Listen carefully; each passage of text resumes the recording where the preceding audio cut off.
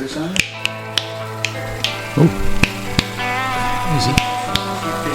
It's a very, very impressive click you've got there. Thank you very much. It's my best click. Is that in shot? Okay. Right. This is a bit of a touchy subject. Okay. Welcome to 50 and Coping. This week, Lee and I are at Madhouse Tattoo recording with George, who's producing. I've got a bee in my bonnet. Okay, and it's a big one. A big bonnet or a big bee in a small bonnet. Oh, okay. This all stems from possibly my childhood. So anyone who doesn't know, my father was a parish priest for the Church of England. So therefore we grew up with religion and God and all of that around us all the time. Yep. My only real memory of religion at that stage was two only memories. See, I can't talk sentences. Okay. The first one is sitting underneath pews while the church service is going on, playing with my cars quietly or colouring books. Yep. Because my mother wanted to go to church. I was too young to stay at home. Yep. So my dad, being my dad, who's a wonderful man, said, look, it's my religion, not yours. You know, but you have to go because there's no one to look after you. So as long as you're quiet and you don't disturb the people around, then you can do that. Which I've always thought is really cool. Yeah. Because a lot of parents who are in that religious situation are you will listen to the scriptures and you will blah, blah, blah, blah. Yeah. Right? Now, he never did that, ever. He's never even suggested that, you know, faith would help me or anything. And I know the reasons behind that. And also, you know, basically he explained it to me like this. I hope he doesn't mind me saying this, but he had two choices. His mother was a difficult woman, let's put it that way. And he had two choices to escape. He would either be a lawyer or he would be a vicar. And as there was no money, he was a vicar. He went to Wells and he studied all that. He did it. So I grew up with what people would perceive to be a religious background, but with absolutely no religion forced upon me. Mm-hmm. Okay? Now, cut to later on in life. My mother died of multiple sclerosis. Okay. Right. Now, the one thing that she held on to help her was her belief in God. Yep. And that belief in God gave her strength. It had nothing to do with the man with the collar telling her how to think and how to behave, but it had everything to do with her ability to think it's not all on me. Yep. I'm not in total control and there might be a plan by a higher being. So I get it. Yep. Right? I'll state for the record now, I have no religious belief. I love religious iconography. I love the whole thing, you know, the shininess, the gold leaf, all of that. Yep. But also I see the funny side of that as well, with the massive amounts of money spent on these effigies. Mm-hmm. You know, and Hillsong Church is a mega church. Okay, by a mega church, the definition of a mega church is a church that has consistently over 2,000 people in it. Oh, it's one church. Well, right. yeah, like so a church system. Okay. Right? Yep. So 2,000, you go into a church and there's 2,000 people there every week. Right, Hillsong Church by their peak, which was 2020, or maybe before that, no, 2019, you know, 2018, 2019, there were 7,000 people in a room 5 times a day, 700 people turned away at the door, and everyone loving this community that had been built around this church. Basically, a little potted history of it. There was a guy called Frank Houston who, in the 80s, in Australia, started a church. He was put up on a pedestal by his congregation. It was the right thing at the right time, telling people how to manage their God, what God believes in them, you know, set hard and fast rules in conjunction with the Bible. So the Bible taught whatever. Yep. Frank Houston had a son called Brian. Yep. Brian then took over the church, made it this global thing, and he met a kid called Carl Lentz. Now, Carl Lentz ended up being married to a woman called Laura and having 3 kids, and they were the main leaders of Hillsong New York, which started off in dingy little clubs, yeah, but they still grew exponentially. The start of Instagram was also coincided with the start of Hillsong New York. So they had this perfect platform to grow, and they grew exponentially week by week, month by month, until it became big enough to buy their own building in New York, enough to house all of these thousands of people. Let me quantify numbers for you as well. 150,000 people a month go, or did go, to the Hillsong Church, like business, all around the world. 150,000 people. That's cool. Huge. Yeah. Right now, out of these people, there are black, there are white, there are Mexican, there are whatever the hell. Every species of human being, right? I don't know if that's correct to say species of human being, but you get my point, right? The point being, Carl Lentz would go on stage and he was the rock star of preachers. Justin Bieber, some of the, them Kardashian kids and all of that were there, and they believed in this man. And this man preached the Gospels, preached the Sermon of God, and these people loved him like he was family. Hillsong runs on volunteers. Yeah, volunteers running everything. So they're expected to work 60-hour weeks and do all that, while Hillsong Church is pulling in $100 million a year, mostly tax-free because they're charitable status. And where do they get their income from? Just donations and stuff? All donations. Right? Then Brian Houston started a thing called the VIP congregation, which if you pay over $5,000, you get to have coffee with Brian and you get to talk to the minister, and you do that. Awesome.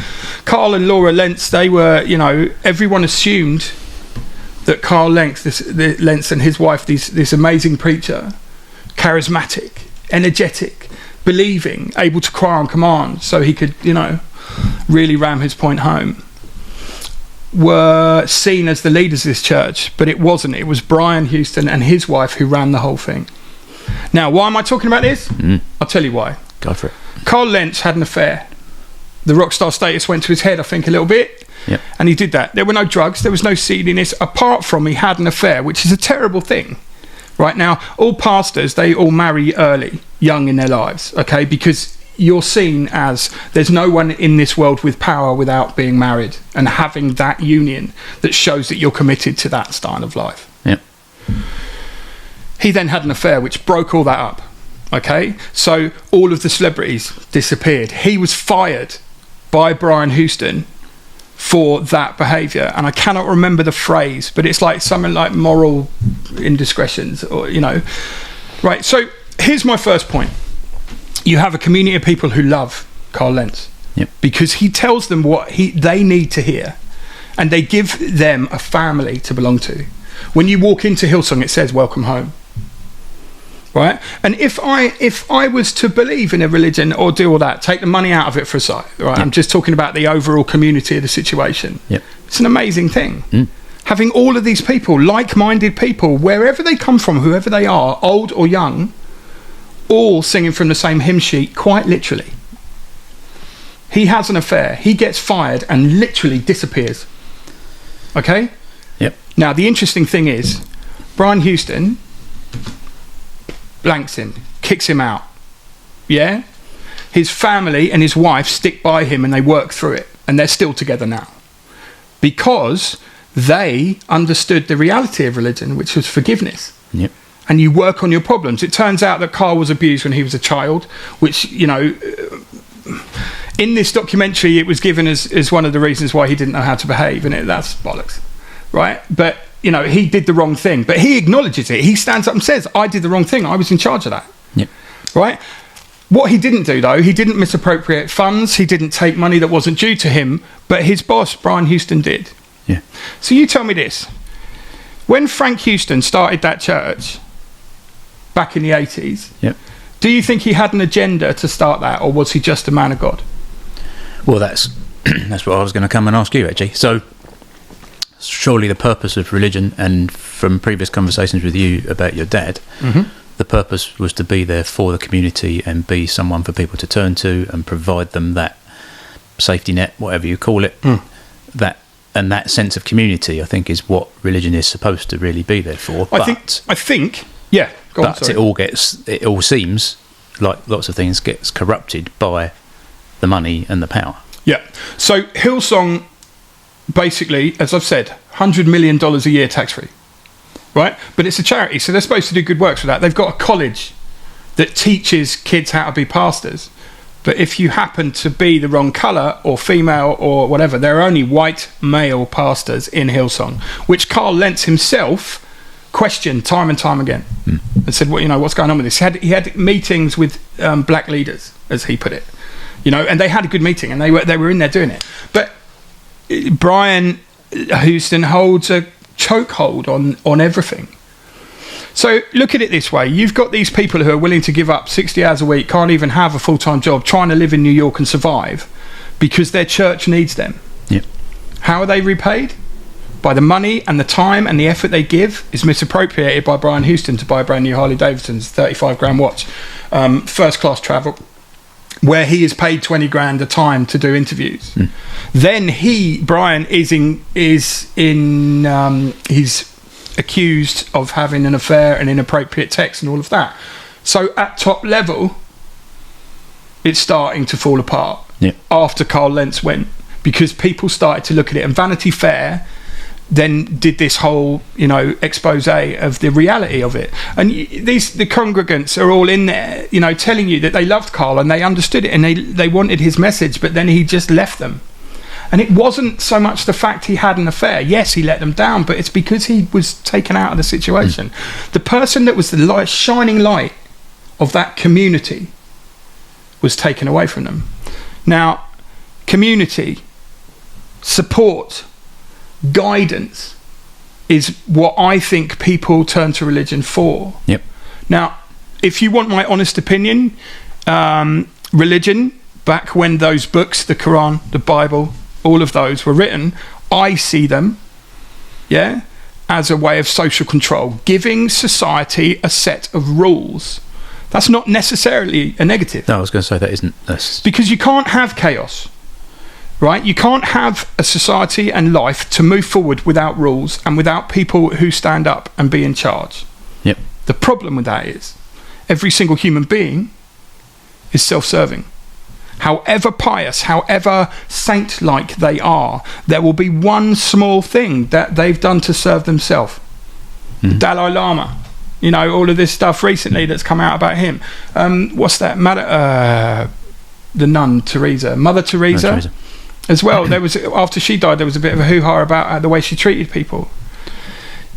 The best MPs on the planet have all, and I mean this, all put in a little receipt to get back something they bought for themselves, but in their expenses. When you put somebody on top of a church with that amount of money, they then have no limits. Their best friend is the Australian president who comes to their church every Sunday, but then he started separating himself from it. My point about this is, can you have organised religion, community-based stuff, without one person who controls it taking advantage of that situation, perverting the religion to his own ends? Now, religion being a massive coping mechanism, and that's where the link comes in. Yeah, absolutely. Yeah. So what makes me sick is two things. Surely, as a pastor in a church who is, a leader of a community, he's fallen down. So what does religion try and teach us? Teaches us it's about support and forgiveness. Yeah, exactly. So where was his support? Yeah, he messed up big time. Yeah, he did. But his wife and his children, who were the only ones directly, affected by it, forgave him. Yeah. And they are strong and they are together because they believe that marriage is for life and you work through for good and evil, whatever, sickness and in health and all that business. Yep. My question is, as there is so much corruption in all churches, including the Roman Catholic Church, the Pope, when there was the sexual harassment and all of that, kids being abused by Catholic priests, the Pope, instead of denouncing it, told those priests to come to the Vatican, and they stayed there and was safe because no one can enter the Vatican without permission. The legal side of it was actually stopped, right? So my point is, why do people believe in it? Why do people keep paying for it? Hillsong was new. So, people decided that this was the right place, knowing full well that all humans are fallible and the people running it are likely to be bad. Well, because everyone needs... Well, those people need that faith, don't they? They need that. They do. Do you know what Frank Houston set up the church to do? No. Basically abuse children. It was found out that... All right, so the answer to the question is it was set up. Well, the church was he was seen as a man of God. He saw an opportunity to open his church and saw that there was a need for it. But then it's come to light because of the victims have all come forward after the fact and said. Now, he died in 2004, but when this came out in 1999 or 1998, he then got a diagnosis for dementia from a doctor who was in the church. So he couldn't stand trial. Oh, okay. But also, Hillsong Church... Another slight abuse of power there then, really. Yeah, well, the whole thing... This is what I'm saying from the start. Right? Now, Brian Houston, on Thursday this week, was cleared by a court of hiding his father's indiscretions and not telling the police, so therefore, hiding the fact. Right? He... never did. I mean, I don't like Brian Houston or what he stands for, right? But he did not hide the fact his dad had done this. The victim told him specifically that he didn't want any police involved. He then took 10 grand to this bloke to pay him off, but his dad didn't tell him why. And all of these things, and you can pick holes in it, but a court of law has freed him from that. So his father was a child abuser. He then took over this church, made it massive. But when you have a church that is a business, you're in the same league as massive money businesses, corporations, Amazon, all of these things. But all of which are corrupt. Yeah. In some shape or form. All of them have corruption. So you have the same business model for business as you do for religion. It's a business model. It's about making money. And if it does not make money, it cannot succeed. But the way they guise that is that money buys you closer to God. This ain't new either, is it? The evangelists from starting in the 20s and 30s. The snake healers in America going around getting bitten by snakes because they built up a tolerance. But God saved them from getting sick. I don't know, man. What do you think? I think that has got to be part of why religion is not such a big part of people's lives as it was.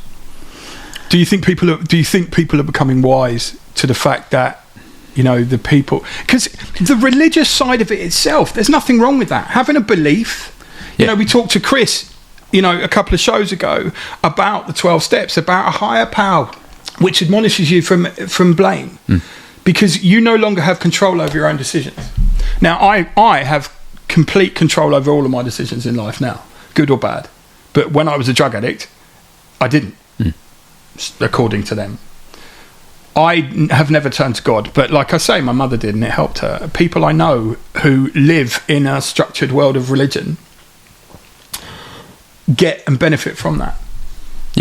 Yeah, without a doubt. So how can you... My point is, I don't really know what my point is. I just think that corruption is in all things, right? So are people so used to corruption? Are they so used to hearing that one of the kids in this Catholic school got abused by one of the Catholic priests? Are they so used to that now that it's not even a thing? Oh, it'll blow over. Do you see what I mean? I do see what you mean. But yet they still go to that Catholic mass on a Sunday. Yeah, they do. Because I guess they have faith that it isn't across the whole piece, and it is just individuals. But you watch films like Spotlight that bring out that stuff about the Catholic Church, and it is everywhere. I think generally, despite the fact, as you've said, all humans are self-serving, generally the average Joe out there also has faith in people being honest and truthful. And I think that's a default position in a lot of people's heads. And also people are looking, aren't they, for that saviour, for that security.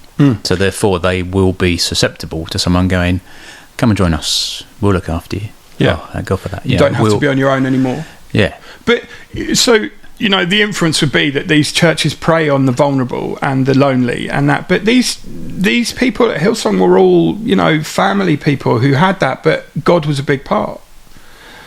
Because God gave them a structure. The funniest thing about all of this is most people who go to church do not live by the rule of the Bible. You know, they don't read the scriptures and live their life by it, but they're guided by it. They're guided into thinking the right way by it. So, well, all those principles are correct, aren't they? Yeah. And no one would question those principles, whether you believe God exists or not, or your God exists or not. Those principles, I don't think anyone can deny the Ten Commandments are good principles to live your life by.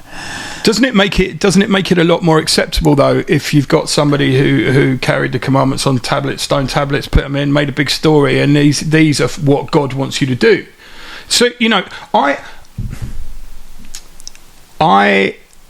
am probably horribly misguided, but you see somebody who is seen as authoritative, okay, tells you there are 10 rules to life, and you trust this person, you trust this thing, yep. Right? And then you have to live your life by these rules. What if all those thousands and hundreds of years, whatever the hell, you know, back before Christ, before all of that, yeah, there was a meeting of the world governors, because the world was a lot smaller then, right? Mm-hmm. You know, in the whole scheme of things. And they sat down and said, look, you know, everyone's doing everything. Everyone's in tribes and barbarians, and they're killing each other. And when the Romans started up, what's to say that people didn't just turn around and say, right, look, we've got to sort out this society. We can either police it, which we will do, or we can give them a deity, somebody who will be all destroying, all angry, all benevolent, all forgiving, all things to all men. Yep. Now, if we do that, and it's not just whoever's in charge telling them what to do because nobody listens, then we start this religion. And this religion then can bring in money. It can bring in salvation. So do you think that always was the point then? I think so. This is me personally saying. Profit, not for... No, it was, well, by default, yes. Because by controlling society and tithing, which is what giving to a church is called, by tithing your flock, your congregation, be that a small church or the world, you then obviously make money. Where all of these huge churches and cathedrals and all of that had to be paid for. Who paid for it? Wasn't the kings and queens, was it? No, but you'd like to think, right, and I appreciate this is probably a gullible point, but you'd like to think that the point wasn't to make profit. Maybe it was to make money to support it, but I'd like to think that it was just there so that, okay, well, I won't have to go and have a job. I can provide for my needs by doing this, so therefore there's got to be some money somewhere. That shouldn't be to the point where, as corporations seem to be these days, that your profit has to be maximised. That's the issue I have with business, right? I've not got a problem with businesses making money. It's the fact that businesses have to make so much money, and that becomes their god, doesn't it? That becomes the driving force for everything. When do you get lost as a religious leader from the point of what you're trying to do? Well, when the focus is making profit, not helping people, surely. Yeah, but when do you reach that point? So I start a church tomorrow, okay, and it starts off with 5 people, and we all have solid belief. And then everyone says to me, "Oh, we've got no money, we can't do this, we can't do that." And I say, "Look, I'll tell you what we'll do. We'll tithe everyone, including me. So 10% of our income goes into this church. That 10% of that income, the church grows and it grows and it grows, but it doesn't need all the money it's got. So therefore, I tell you, well, we'll do a charitable thing." So then we put the extra money into the charitable things. Poverty, homelessness. Yep. If all of the money raised by the Catholic Church and the Church of England and all of that, are you telling me all of that money couldn't solve homelessness, couldn't solve hunger, or they build a big church to celebrate God and celebrate that? Now, I don't remember a lot of the teachings, but I do remember that Jesus went into the temple where there were moneylenders and charlatans and people doing all that, and he flipped the tables and kicked them all out because it was the house of God. The house of God, to go into a cathedral now, you have to pay. and they ask you for 15 quid. Now, I understand that for nowadays is upkeep. But that building is a building of sanctuary, a building where you can go when you are troubled, when you need the guidance of God, should you believe in such a thing. But sadly now, those buildings have all become about having to make a profit and become a business to survive. Yep. So then you're suffering a loss of God, and then worshipping commerce.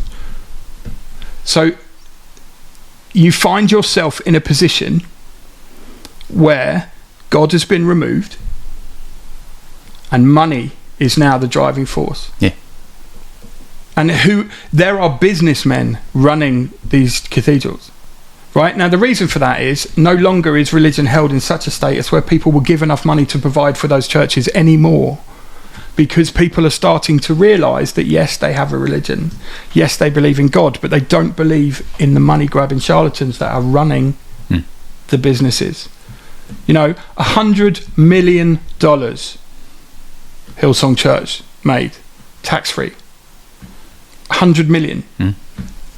So you can't tell me that they've got their 30 churches around the world with their massive collections. There's one in London as well. You know, there's a big church still in London. I mean, it all came crumbling down a bit, but Hillsong is still there and it is still functioning. Carl Lentz no longer is a preacher. He works in advertising or some kind of selling job. He humbly returned to a proper job after being the rock star of preachers. When more usefully, he could have been nurtured by his own church and forgiven after a time, worked through his stuff with that church. And his struggle could be a light and a beacon for the others who are a bit lost, who are in trouble in a relationship, who aren't living a life that they can deal with. So that demonstrates the principles far more strongly, doesn't it? Yeah, forgiveness and work. And then he can stand on that stage and say, look, okay, I fell from grace. Yeah, and not celebrate the fact that he came back, but just show that it's possible. And I think that inspiration is what vicars should be. People used to go to my dad with their problems because he listened. Yeah. And we've talked about listening before, right? He didn't just fill in the gaps when people stopped talking with his experiences. He listened, truly listened to what they were really saying. And I know because friends of mine have gone to him when I was at school. And it was nothing to do with the religion part of it. It was everything to do with the fact that he was a kind man, a knowledgeable man, and a man who could help. But he hasn't profited from that. No. You know, you've said before, he survives, but he's not got pots of money. No, he doesn't have pots of money. He doesn't do that. But how many bishops? How many people in the height of religion haven't got any money? You know, the priest, the everyday priest. My father had 3 kids living in this huge house we couldn't afford to heat, and he was paid a pittance a year. I mean, I remember 11 grand a year. That's what I remember, right? But I might have made that up. But we a lot of the time we survived on the fact that his parishioners loved him and brought round food and did all that. Don't get me wrong, I'm not saying we had a deprived childhood. I had clothes, I was warm, I had food, I had a mother and a father who loved me and 2 sisters who didn't. You know, that's fine. But they only didn't love me because they had to look after me and make me fish fingers and baked beans. But do you see what I mean? But that whole situation demonstrates what is good. What is good? What is the point? Surely. But it's not about God, is it? It's about the right man in the right place, looking after the people who have agreed to be in this community. Yes, they're there for God. But if you have a man who comes in, say my father was replaced when he went to teach in schools, by a man who looked at the collection plate each week and thought, I need a pair of shoes. I need a new jumper. Starts off small. And then he takes a little bit because nobody will know. Yeah. But then it starts to get to the bad part of it, you know, where these people have an agenda and that's why they become priests. Very few priests in the world, right, become priests to abuse children, right? But it happens because they know that when you've got a situation where you say the Catholics are there and Pope Benedict the 16th He died at 95. The priest's sex abuse scandal was an albatross around the neck of Pope Emeritus Benedict's brief 8-year reign as leader of the Roman Catholic Church, according to Vatican analysis. Right. So, this Pope closed the doors, helped out the people who had done wrong. Now, in a way, that's horribly fucking contemptible, right? And obviously these people should have been prosecuted and the people paid out or whatever happens to happen. Some kind of closure on their situation, because it's abhorrent. Yeah. Right? Now, in a position of trust, school teachers, religion, business, bosses abuse their staff. Yep. There are some religious leaders who use it for their own ends, be it money, be it abuse. There are teachers who do the same. Now, all three of these are communities. Your business is a community. People you work with become begrudgingly friends or people that you act with. And when you're in trouble in business or you need advice, you go to them. Now, if you don't go to the boss, right, then you usually go to somebody else. Then there's another community in your church, the people in your church, the ones you go to Sunday dinner with, or there's a picnic for your church, or Hillsong, you go and sing with these people. Or school, when you grow up, you're in a community of people. Now, the important thing for religion and coping is those communities. Those people who stand next to you like-minded. Even if they don't believe the same thing, even if they have opposing views, they are all like-minded in as much as they are there and they are supportive. What the hell does that mean? Yeah. Right, but do you see what I mean? So do you see where I'm going? So the point is that people still go to these places even though they know there is corruption in all things. But they still go because there's community. And is community, because we are all pack animals, yep, and tribalism is real, are we in these communities not for necessarily the teachings of a God, but because we feel comfortable surrounded definitely. by our own without people? without doubt. And I'm convinced that the lack of community created by the downfall of the church and the fact that when my mum was a child, everyone went to church, and that was the centre of the community, and that isn't there anymore. No. For me, that's fundamental to big statement coming up, the downfall of society. Right? There is no sorry. The what? there is no respect anymore, is there? No. Generally, right? There's no respect. There's no, and that's what that community gave you. I spoke to my late cousin about this a while ago. Why did people have to start locking their back doors? When my mum and all of her family grew up in Dulwich, everybody knew each other. Doors were open, literally, and people would wander in and put the kettle on and make a cup of tea. That doesn't happen anymore. No. Because there is now no longer a sense of community. Whether that's because that religion isn't the centre of the community anymore, whether that's just because people dissipate more now because of cars or whatever, I'm not quite sure. But that sense of community isn't there. I have a theory about that. Nowadays, because of this thing, and the internet, and the television, and everyone in their house has a television. Most people have internet. Most people have access to all the information about the reality of the world. Yep. And the reason that people don't leave their doors open anymore and open to the people around them and don't have the same sense of community is because they're afraid. Yep. They are afraid because they are told to lock their doors because somebody will come and take what they have. Yep. And obviously when you've worked hard for the things you have, you don't want that violation of that, of somebody being in your house taking your things. When I was a little boy in Somerset, we lived in a vicarage and we came home after holiday and the patio doors were open and the house was smashed up. Yep. So somebody had got in there, robbed us with the little things that we had. They didn't find my mother's jewellery because she's hidden it even back then. But when we were at home after that, we came in, it wasn't the fact that the trinkets had gone, it was the fact that it was a violation of private. You see your home as a sanctuary. Yep. Right? Somebody violates that sanctuary, then you don't have peace. Because once it's happened, you've broken that seal, you don't trust in your own ability to stay secure. Yep. Because you see all of the paedophile stories and all of the murders and policemen being corrupt. Let me tell you this, in the 80s, the police were more corrupt than anything, right? The 90s as well. You could pay a policeman to look the other way at a very high level as long as you hit his price. All of society's guidance and rules and people that you were supposed to trust, even though you knew in reality they were humans, so you couldn't, there was still that structure. And every single day, we all get more educated on the realities of what's going on. It's in front of our faces all the time. Yep. There is no structure. Law and order, yeah, it's there, but it doesn't make a difference. If somebody decides to be a criminal, they'll go and do it. And if they're in the drug trade, yeah, they make millions and millions. And yes, they get caught because the police have to do something, and they do that. But 9 times out of 10, the drugs that are seized in ports are given to them because they need a win. So, you know, it's provided by the people that are on the cartels. They give them a shipment. Let them find it. So you hear all of this, oh yeah, no, we've done this, we've done that, and it was worth 500 million on the streets. It's like, well, one, which streets do you walk in? Because that ain't no 500 million.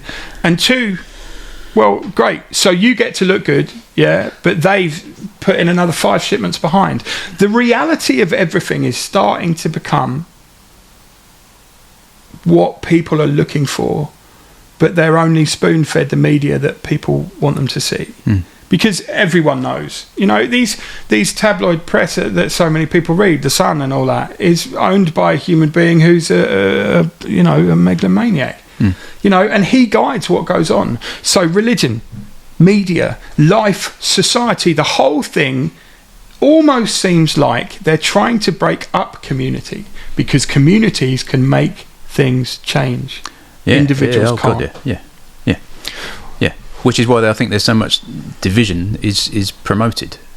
Yeah. Right. If you keep everyone in small groups, they don't have any power. If everyone comes together and goes, hang on a minute, what are you doing? Why are you in power? Why are you abusing it? Then that's revolution, isn't it? Yeah. So if you keep everybody divided, whether they're black or white, whether they're trans or not or whatever, you're creating division all the time, and therefore you're keeping people in small groups, and therefore you're not.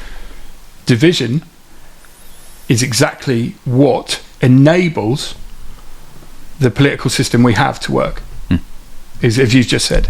So, you know, basically when Boris Johnson's having parties while we're all in COVID and everyone gets up in arms and shouts about it, nobody actually does anything. Did he get arrested? Is he banged up? No. Is he fucked? Trump literally incited riot in his own country. And yeah, he's been indicted, but, you know, is that going to happen? He's still out talking. He's talking about being president again. You know, if there are no consequences to actions, right, then there's no reason not to do what we want to do. Exactly. I mean, you look at all the PPE contracts, right? Everyone knows now all of the stuff through the whole of lockdown. It's all, well, mate of mine runs a company, or he doesn't even run a company, or he'll set a company up, and then he'll get millions of pounds worth of business out of that. And then not provide it. And now Van Tam's off, and he's off working for Pfizer. Well, that's convenient. Nice little golden handshake there. Yeah. Put a word in for us, we'll give you a job in 3 years' time. I mean, it is all in everyone's face. So yeah, like what? So why don't we do something about it? Why isn't something happening? Why? Right. How many? Right. So when division, right, is comfortable as well. So I don't know how to do this without treading on toes. Right. So you have the black community who have been oppressed for years, and they do all this, and they come through, and there are. You know, there are situations there that there's such a rabid belief in the unfairness of everything from the slave movement that there is no forgiveness or there is no moving on, because it doesn't come from a standpoint of understanding. It comes from, quite rightly in a lot of places, you know, it comes from a thing, you've done this to us, we've done that. Now, the brutal fact of that matter is, nothing's been done to you, sunshine. It was your family that had to suffer and do all of that. You know, you haven't lived through that. That was many generations ago, right? That's the hard line, right? The overall matter is that when you have society's differences, people standing in groups, feminists who are ardent feminists standing on tables shouting about men as the enemy. You know, men going, oh, well, fucking women, blah, blah, blah. The same thing, right? What's actually happening is when you emasculate men, on a front level, they're going to fight back. When you shout at women about, no, you go and do the washing up, they're going to fight back, right? Because we're so ingrained in combat to hold on to our own tribe that there can be no mediation. You can sit with people in a room and all agree one day, and then the next day somebody says something, oh yeah, I hadn't thought of that, oh no, well that's that, it's all off. I mean, I think coping with life nowadays, where religion has been tainted, education has been tainted, business, where you go to work, there's exploitation on every level. You're expected to work for a business for hours and hours a week, but that business is what holds the profit. You are paid a wage. Now, the business owners will say, you agreed that wage and that was what you did. But then they expect you to do that bit more work, that stay longer, that move on. Churches expect volunteers to do their work. They're running crews. There's Hillsong Music, which incidentally I saw, had 42 million hits on one song. Joel Houston, is the songwriter for Hillsong, and he's sold millions and millions and millions of records with all of these musicians. Hillsong make the money, they don't. Yeah. And writing songs singing about God, believe me, I've tried, and it's very easy because it's all set out for you. Forgiveness, shepherding, making sure. Despite the fact we don't demonstrate that through our senior members of our religion, no. we'll bring them down when they. Well, yeah. That's the point. So, religion has always been hard line. If you don't do this, you don't do that. Some religions, if you don't follow this, you get stoned. You get hung up on a cross by nails. Where's the forgiveness? Where's the God? Where's that? That's always been the case. But nowadays, especially abusing. Now, also, this has always happened, right? This abuse, this level of abuse has always happened. But now we know about it because everyone has a phone, has an internet, has a TV. Where before, people lived in their own communities and only dealt with what was on their doorstep. But it's always been known, though, isn't it? I was thinking this on the way over today. Look back to my childhood, and comedians like Jim Davidson and stuff would always make jokes. I mean, even less controversial comedians would make jokes about vicars and choir boys, wouldn't they? Yeah. Right?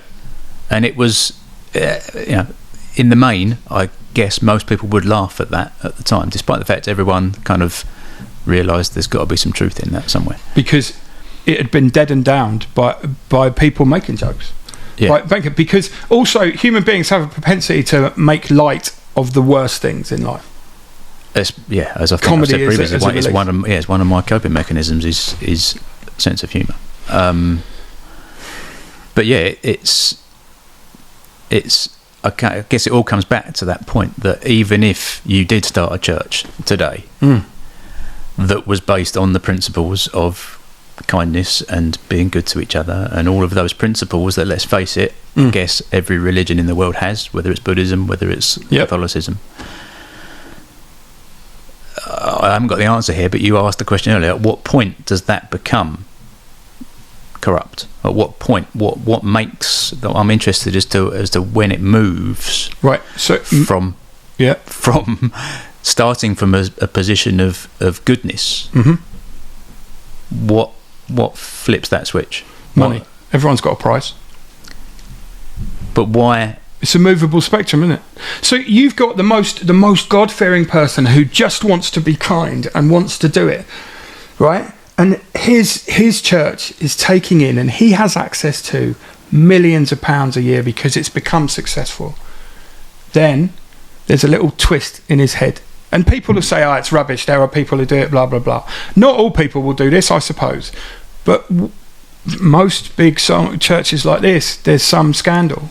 But they have the network to stand on it and don't let the things come out. So what I'm saying is that you start a church tomorrow and then it becomes massively, massively successful. And there has to be a commercial side. There has to be money to run this machine, right? Yeah, but that's where it should stop, to run the machine. Once you get past that, though, and there's money then in the ask bank, for less and you money. do that. Ask for less money then. Well, then you stop. You say, right, we've got enough money to run this church for a year. Right? Don't give anything. right? And then when they need money again to run the things, and also be transparent with accounts. Yeah, if somebody asks, where's my money going? Here's a spreadsheet. This is exactly where it goes. Yes, the preachers have to be paid. Yes, they have to pay rent on their buildings. $100 million? So they paid a few pastors out of that, let me tell you. Okay, we've got to kind of wrap this up, right? Yeah. I want to talk to you, just want to say this, right? Fundamentally, believing in God, believing and having a belief system is an amazing thing because it's something I don't have. But I have belief in the people around me and that I'm making decisions every day that affect the people around me, right? So I don't believe in God, but I do have a faith in the people around me, my community, the people that I'm in, and it's a very small community. I mean, I've lived in ways that mean that I don't trust a lot of people. So I think when you talk about religion, when you talk about a belief system, I think you're probably looking for like-minded people to form a community. Now, you told me that about longevity of life because of community. What was that? Yeah, so there's a TED talk that I watched last night about research into communities that, communities that have a longer lifespan. And they've done research across the whole globe, and they've found these blue zones where, in America, average life expectancy now is 78. It should be about 90, they reckon, but because of all of the health issues in America, it's 78. There are various hotspots, blue zones around the world where it isn't uncommon to hit 100, and there's people that are still going out and working, heart surgeons at the age of 97 and all this stuff. And there's three particular ones they focused on. One was Sardinia, one was in Okinawa, and one was the Seventh-day Adventists, I assume, in America. And there were very strong connections with those three communities, one being the sense of an organised, faith-based community. Right. Now, in my head, whether that's faith-based or not, doesn't matter. It's a community where they come together every single week, get out in nature, do stuff together. Yep. The other one was this could be controversial in current times, I guess, a plant-based diet, eating off the land, basically. Okay. It's not that they don't eat meat, but they eat a lot of nuts and seeds and stuff. But it's just that community being the centre of everything.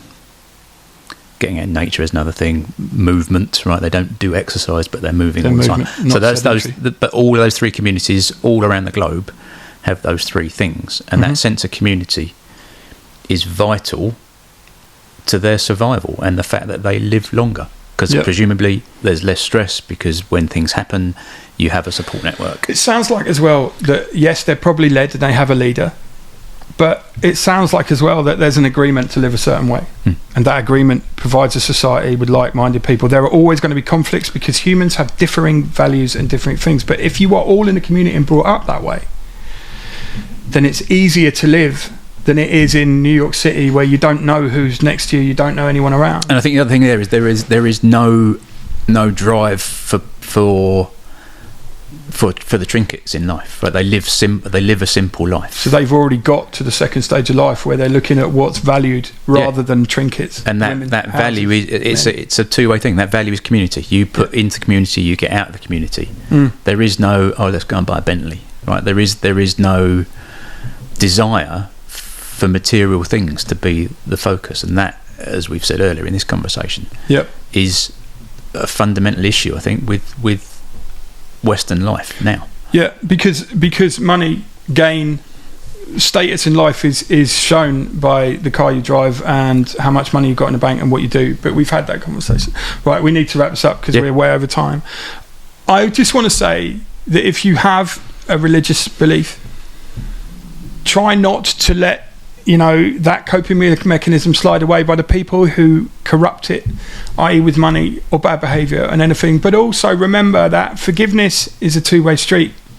If you do bad things to people and they forgive you, then you have to do the same. Don't be blinkered, don't be living your life out of a book, but then not helping people and forgiving their sins as they forgive yours, as a religious person would say.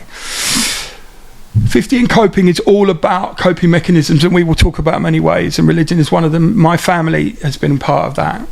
So at no point am I belittling religion, but what I am saying is that the human condition can corrupt it, and money and power corrupts all. Have a great day. We'll see you next time.